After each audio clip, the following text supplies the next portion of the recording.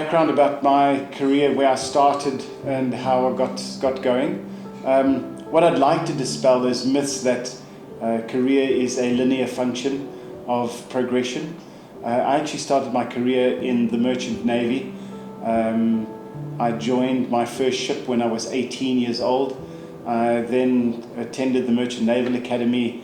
I sailed around the world to Europe, the US, the Far East, and it broadened my horizons and gave me some really excellent experiences. And then I left the Merchant Navy and joined the South African Navy, which is, the one is trade ships and the other one is the grey ones with the cannons and missiles. And then short hiatus, and I found myself in banking as a management trainee at Nedbank in Cape Town. And I was very fortunate in that I was able to learn banking from the ground up. I was given really good training. And then I looked at opportunities that came up, and obviously necessity is probably part of the reason which drives you. Obviously, there's also that the concept of economics, which is man's unlimited wants.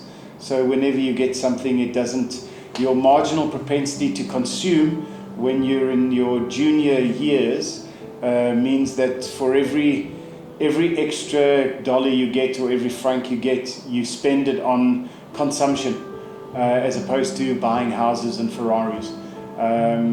And I was able to build myself into a position by looking for opportunities in other roles when people moved on, resigned, retired. I was able to then, after my training course, look at opportunities. I was also open to moving around, so I started my career, as I said, in Cape Town. I then moved to Durban. From Durban, I got an opportunity to move to Johannesburg. I had a wonderful boss that told me about a job opportunity that had come up and said, it's time for you to move. And I actually overheard him telling my new boss that I would be silly not to hire myself. So that is some advice I'll give to supervisors. Don't hold good people back as well. And then I ended up working in across commercial banking. I worked in all branch positions, including being a teller as part of my training. And that was both doing ordinary teller work and then also working as a foreign exchange teller, where we cashed bills and so on as well. And then things took a different shape. Maybe I woke up in my career. I remember seeing the Hanses of the world coming to work in their fancy cars, and wondering, well, who are these guys who arrive in the BMWs and the big sedans and the SUVs. And then I was told, no, those are the corporate banking guys. So I said, okay, I've got to get me some of that. And I went and made inquiries about what they did. Obviously, I'd already been a credit manager. I understood credit. I'd worked in trade, etc. All the aspects that you would need to be able to put together and become a good corporate banker. So I actually called up a bank and I told them that I'd done some research on them and that they needed me in their bank. And the guy said, listen, you arrogant young man, why didn't you just come and see me? And that's how I moved from, I was actually in marketing at Absa Bank, and I moved from marketing to corporate banking at a small bank in Sandton in South Africa called Board of Executives. And things worked out over there. And then I was given an opportunity to move to Citibank when Citibank reopened in South Africa. And I was working at Citibank, and out of the blue, someone gave me a call and said, would you like to come and work at Standard Chartered?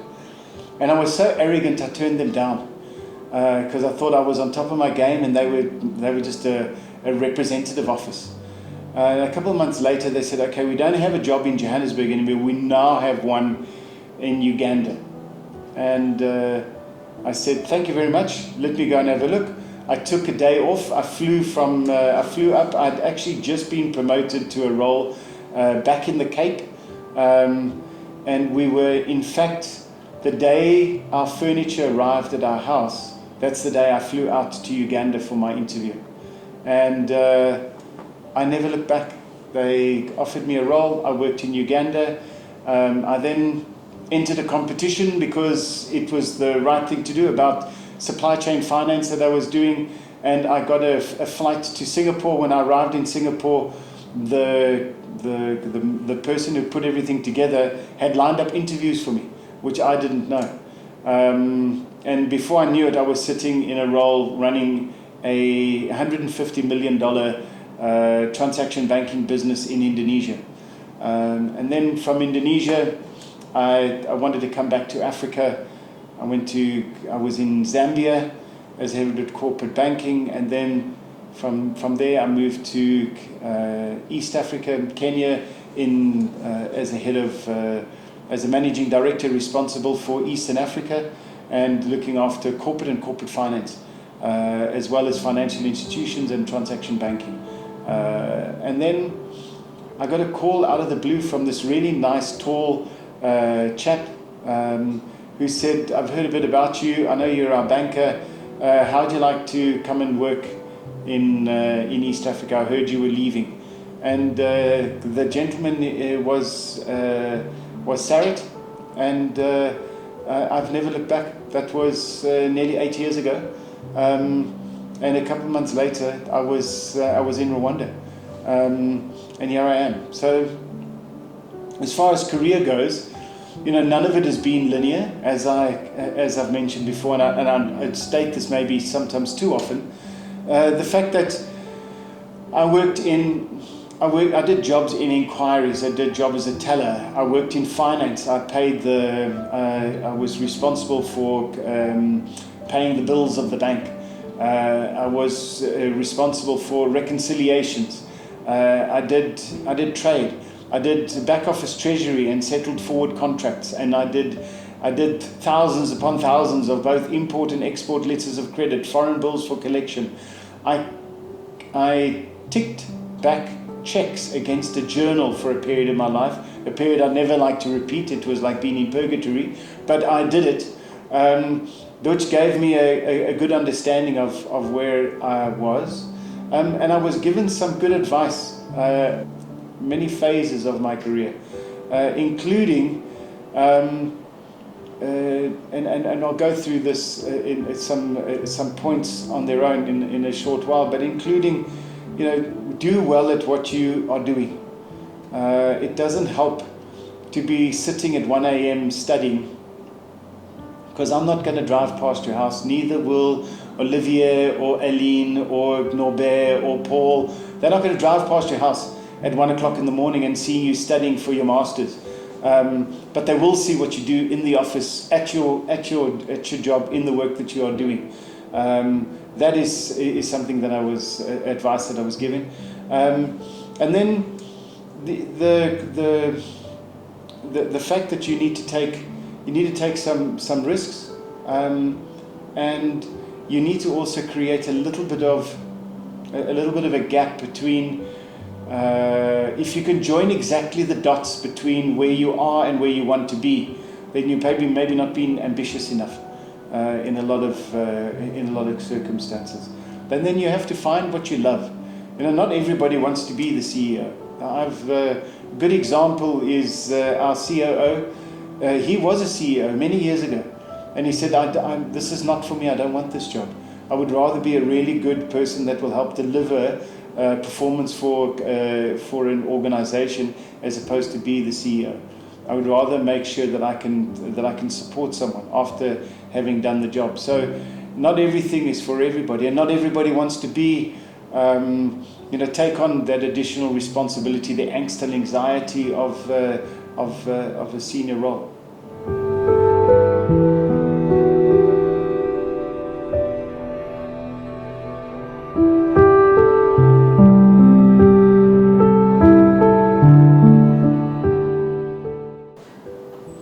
there's two aspects to getting ahead. And to be honest with you, sometimes motivation is good. You need to want to wake up and go to work.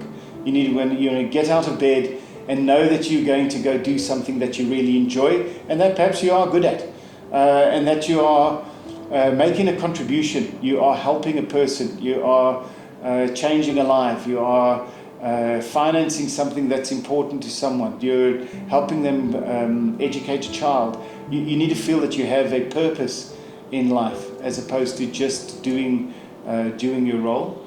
And then I'll come back to the risk aspect, especially the aspect of a little bit of anxiety. You need to be. Mario Andretti was a very famous US motor car driver, and I used to have a sign that I kept at my desk always. Unfortunately, I've lost it in one of the moves, but it said, "If everything seems under control, you're just not going fast enough." And that kind of epitomizes where you are from a career point of view. You want to be just out of control, because that would be pushing your motivation, your level, your work. You're taking on a little bit more than what you can actually fulfill. But that also sets you apart from your peers. That puts you in a position because a lot of time you don't choose your role, you are chosen for roles. There's sometimes when roles become available and you have been performing, you will get a call to tell you, I think you should be applying for this role that's coming up. That could be that does happen from time to time. So setting yourself up in that position. I think some of the most important elements that we need to focus on, and I'll give a couple of them, and you can write them down. Firstly, do well in your role and do good. You have to continuously work at doing well in your own role. We work in a performance organization, and we need to be performing at our best. You need to have the courage to take thoughtful risks. We are in the business of risk, and you need to sometimes take risks. You need to know that you have the support to be able to take risks from time to time. Keep on educating yourself. You have to keep learning. You have to keep on finding ways to find out more, even if it's doing a Udemy course or something on Percipio, or reading trade journals. There's magazines here up on the 4th floor. There's magazines, the Banker magazine, Global Finance. There's articles about digital transition within the industry. Keep learning. We are in a risk-taking business. That's what banking is. Sometimes we make mistakes. We can't look at failures as failures all the time. You need to look at them as learning opportunities and move forward. That is really important. Otherwise, you will never be in a position to take risks. It's not always easy. Sometimes you do make bad decisions. I've made some bad decisions in my career, and you have to live with the consequences. But that segues into the next point. Be patient. You need to be patient. Even if you have made a bad decision, you need to be patient. I've also been in a position where I was given a role, and then I was always looking for another role. And then my immediate superior came to me and said, do you want to be in your job? Because if you don't, you can go and get another job. But either you're here to do the work, or you want to get another role, so you need to choose. And that was when I learned about being patient. It will come. If you go back to point number one, do well and do good, and then it will come your way. As part of an organization, there are times for you to share, to shine as a star, but you need to be a team player. A lot of the work that we do involves working in teams, groups, cross-functional, cross-departmental. You need to be a team player. Always trust your instincts. They are extremely important. And if something goes against your values, then you have the ability to talk up and not go the way that you've been either directed to or you've been instructed to. So make sure that you trust your instincts always. Even senior people get advice. The EXCO members, even myself, get career advice. Can you imagine? I'm still getting career advice. It's in my late stage of my career. And then finally, you need to seize the opportunity that's in front of you. You need to invent, imagine, take charge, take control, take opportunities. They say, look before you leap. Sometimes you need to just leap and then enjoy the view from the top. That's really important. And remember, as I've said before, career and career development is not linear. If you're sitting in a job, you don't have to wait for the person in front of you to leave, go on pension, retire, resign.